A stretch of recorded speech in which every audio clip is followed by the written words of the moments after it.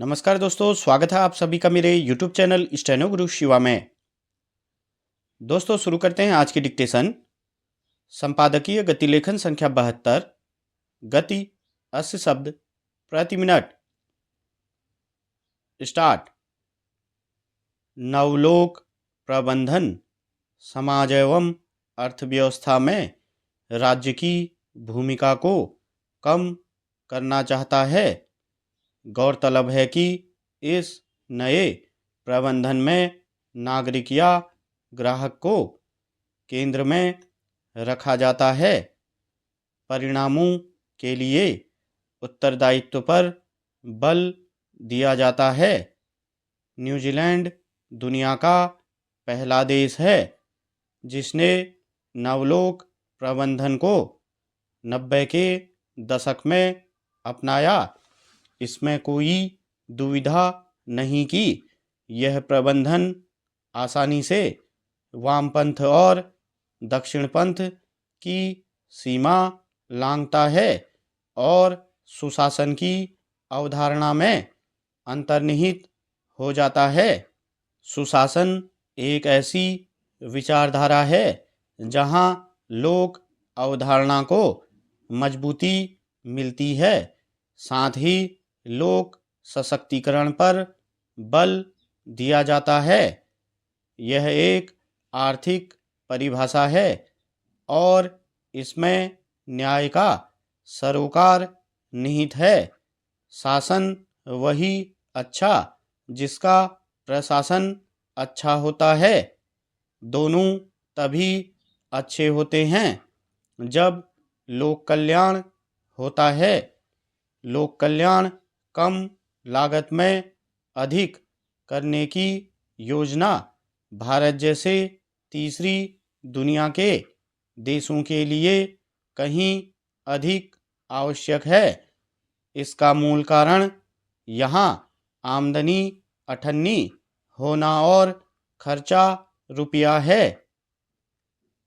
नवलोक प्रबंधन कोई प्रशासनिक सिद्धांत नहीं है और न ही कोई आंदोलन, बल्कि यह दोनों का मिश्रण है जहां हर हाल में बेहतरी की खोज बनी रहती है, जो निजी हित के साथ साथ पूरे समाज के लिए बेहतर की गुंजाइश पैदा करता है। भारत में लोक प्रबंधन के नवीन आयामों में लोक कल्याणकारी व्यय को घटाया गया है। मसलन रसोई गैस से हटाई गई सब्सिडी और ऊपर से लगातार बढ़ती कीमत, लोक उद्यमों का विनिवेश व निजीकरण और उनमें समझौता, विकेंद्रीकरण और निजी निकायों द्वारा ठेके पर कार्य आदि।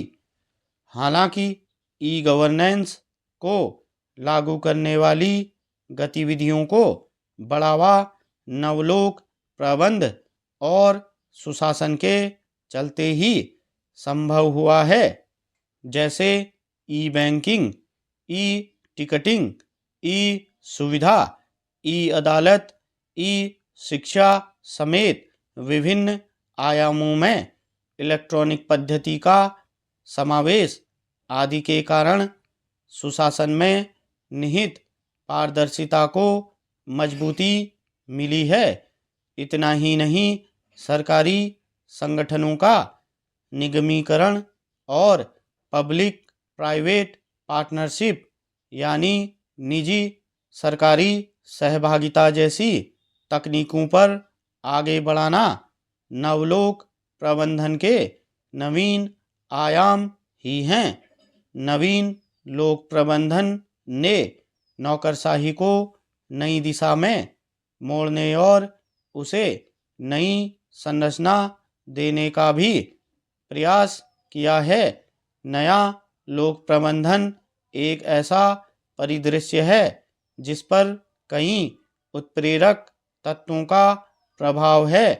भारत जैसे देश में प्रतियोगिता नागरिकों को ग्राहक बना देती है और सफल ग्राहक वही है जो कमाई के साथ बाजार तंत्र को अंगीकार कर सके। आर्थिक दृष्टि से अनेक वर्ग हैं जो बाजार के साथ साथ कदम से कदम मिलाने में सक्षम नहीं हैं। स्टॉप।